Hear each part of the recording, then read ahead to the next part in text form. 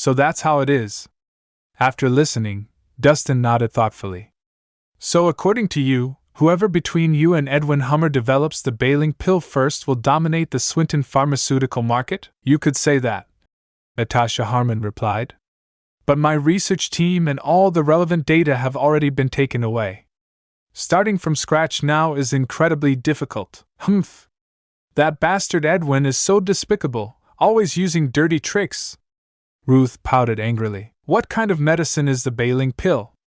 Dustin asked again. The baling pill is a type of health tonic. It not only prolongs life but also enhances beauty. It's said to be a secret formula used in the ancient royal court. However, since it's so old, half of the recipe has been lost. We're just trying to restore it as best we can, Natasha explained. A royal secret recipe? Dustin stroked his chin. If that's the case, then I might know a special pill with the same effects as your baling pill. Oh? What is it? Natasha's eyes lit up. It's called the Jade Beauty Pill. I came across it in an ancient book. It also claims to have life-prolonging and beautifying properties. It shouldn't be any less effective than the baling pill. Dustin smiled. The ancient texts he read contained long-lost treasures, and the contents were definitely not ordinary. Humph! Keep bragging.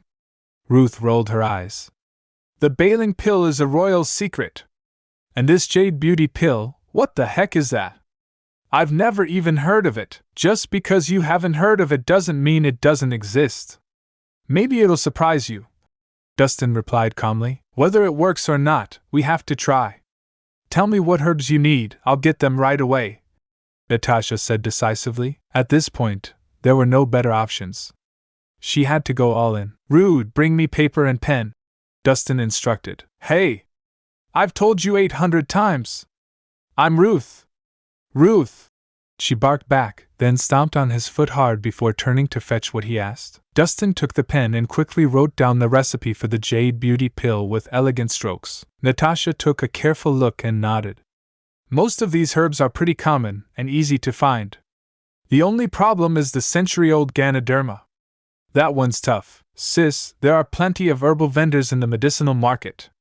Let's check there first, Ruth suggested. All right. Take Dustin with you and check it out. I have some other matters to handle, Natasha instructed. Fine. Ruth pouted. Although she wasn't thrilled, she still agreed. Her sister was busy, and it was only right for her to help out. With their target set, Ruth drove Dustin straight to the medicinal market. At this moment, outside a store called Tibetan Herb Hall, Dahlia Nicholson and her group stepped out of a black Mercedes. Alongside her were her mother Florence, her younger brother James, and a glamorous woman with delicate features. Her name was Julia, Florence's niece. Julia, didn't you say you were buying gifts? Why'd we come here? Florence looked confused. Auntie, I just got word that there's a rare century-old GANODERMA inside this store, Julia said with a mysterious smile. A century-old GANODERMA? What's that good for? Florence asked, puzzled. For gifting, of course. Tomorrow is Miss Hummer's birthday banquet, and I plan to give this GANODERMA as a present, Julia explained confidently. Everyone else is gifting gold and jewelry. Why are you giving some mushroom-looking thing? Hee hee. That's where you don't get it. Miss Hummer is high class. She has more than enough gold and jewelry. So the gift has to be unique. GANODERMA has beautifying properties. No woman can resist that. I'm sure she'll love it. Julia beamed. That may be true, but this GANODERMA must cost a fortune, right? Florence asked cautiously. Of course. It's a rare item. Probably won't go for anything less than 3 to 5 million. Julia nodded. What? That expensive? Florence gasped. Julia, do you have that kind of money? Of course not, but you definitely do. Just lend me a few million, and I'll pay you back later, Julia said, as if it were only natural. That left Florence stunned. Dahlia and James both frowned silently. This relative always seemed to show up with some scheme to take money. Last year, she borrowed their Mercedes, supposedly for 2 days. It still hadn't been returned. They'd probably never see that car again, and if they loaned her millions now, that money would vanish into thin air. Julia, it's not that Auntie doesn't want to lend it to you, but a few million is really a lot to ask for. Florence replied gently after thinking for a moment. Auntie, your family runs a company. Don't tell me you can't come up with a few million? Or are you just unwilling to help me? Julia said, her tone souring. It's not about being unwilling, I really don't have that much on hand. Florence said with a forced smile. Then surely my cousin Dahlia does. She's the president of Allure Group. I don't believe she can't spare a few million. Julia turned her sharp eyes to Dahlia, her voice suddenly assertive. The company's finances are tight right now. Every cent needs to be used wisely. I don't support spending millions on an extravagant gift like that, Dahlia said calmly. If it were for an urgent matter, she'd help without hesitation. But this? Absolutely not. Cousin, aren't you being stingy? It's just a few million. I'm not saying I won't repay it. Julia scoffed. Once I gift this to Miss Hummer and become her friend, I'll land a high position at Hummer Pharmaceuticals. Earning millions a year will be easy. Julia, don't get ahead of yourself. Hummer Pharmaceuticals isn't easy to get into, let alone securing a management role. With your current background, it's better to get some experience at my company first, Dahlia advised. Cousin, no offense, but I'm a top graduate from a 985 university. I'm highly sought after anywhere I go. A small company like Allure Group doesn't impress me. Julia sneered. Dahlia was speechless. Her cousin was the textbook definition of having high expectations but low ability. No qualifications, no skills, and yet always dreaming of being a leader and earning a fortune. She looked down on everything, but in reality, she wasn't even qualified for an entry-level job. Enough! Let's get to the point. Are you lending me the money or not? Julia crossed her arms with an arrogant expression. There wasn't the slightest trace of a humble attitude one should have when asking for a loan. No, James answered flatly. Fine. They say true feelings are revealed in times of trouble. I see your true colors now.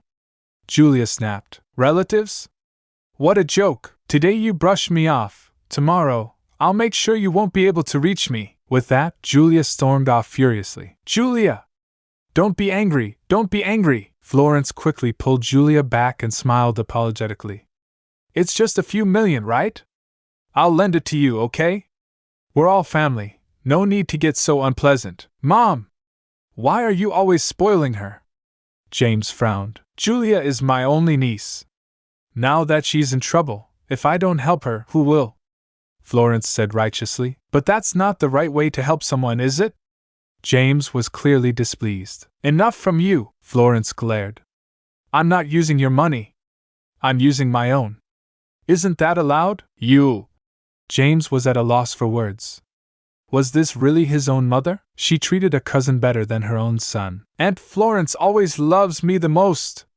Julia immediately beamed with joy. This kind of manipulation wasn't new to her. She had used it countless times, and it always worked. Of course. Who else would I love if not you?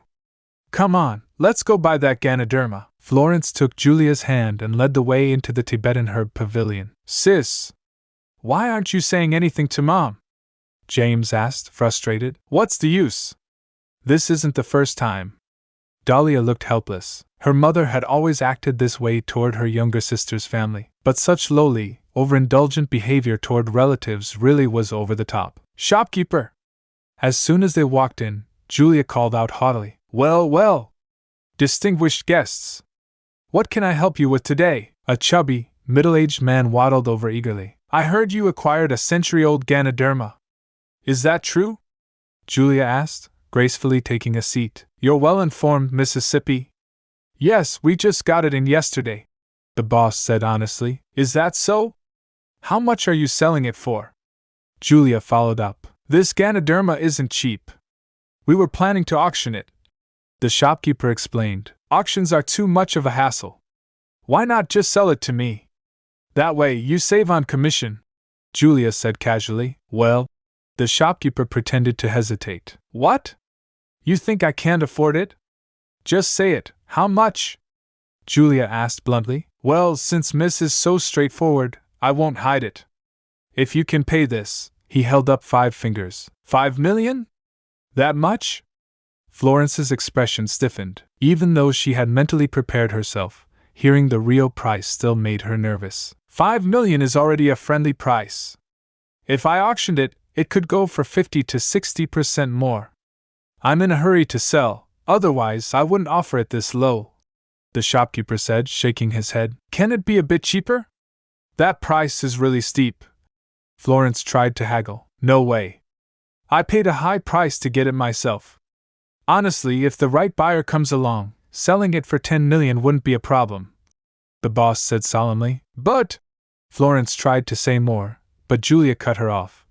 Enough! Aunt Florence, great people don't fuss over small things.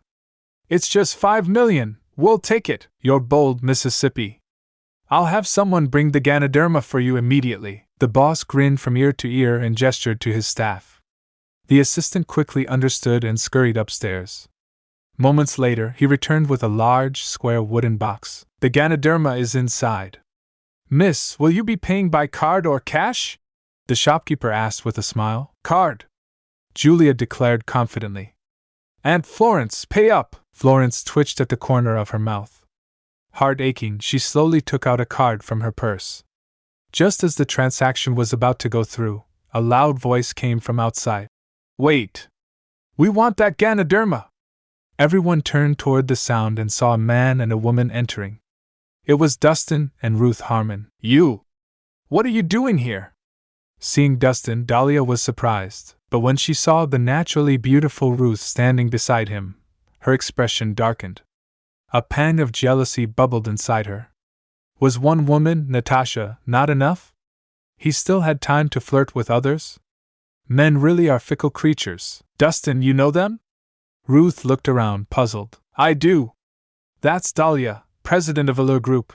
Dustin answered calmly. So it's her.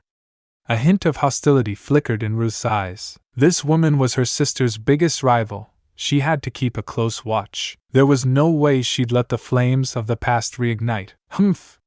Why do we run into you everywhere? What bad luck! Florence scowled. Dustin! You've got guts! Another new girl? You really are the king of freeloaders. James scoffed.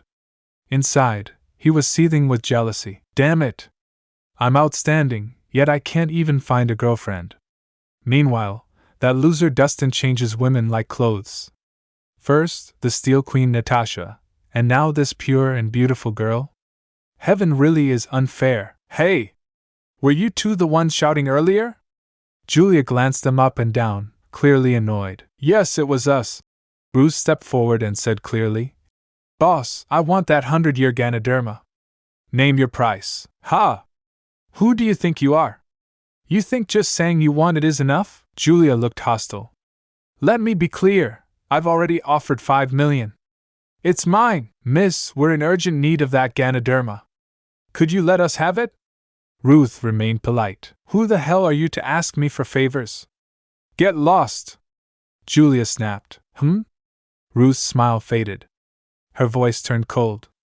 She offered 5 million, right? I'll offer 8 million. 8 million?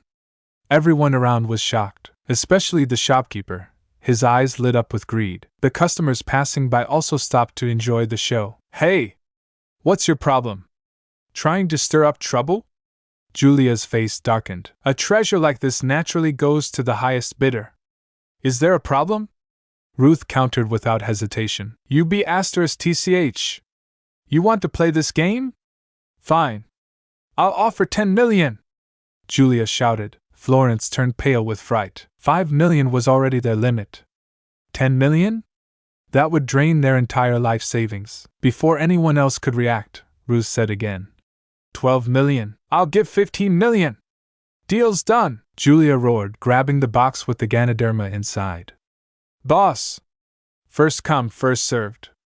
If you dare sell it to someone else, I'll tear your store apart. Okay, the GANODERMA is yours. The shopkeeper looked reluctant, but inside, he was thrilled. Boss! Why'd you sell it to her? I can offer 20 million! Ruth argued. It's not about the money. In business, credibility matters. This young lady made her offer first. According to the rules, it's hers, the shopkeeper said with a forced smile. You hear that? So what if you're rich? What's mine is mine.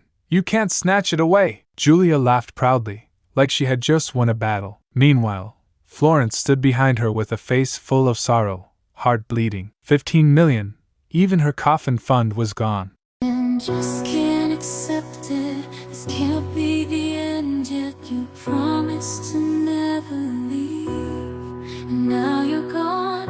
Can't believe I can feel the world slipping away as you slowly fade from my everyday. You promised forever a love without end, but now I'm left broken, struggling to mend. I thought we were so tied, destined for a lifetime, love with no end, love with no end. Staying in my imagination, memorizing the past time, the secrets, the love, the care. Now they're echoes in the air. I still see your face in every place, feel your warmth, your gentle grace. But now there's just an empty space, and I'm lost in this endless chase. Keeping you in my heart, a piece of you I'll never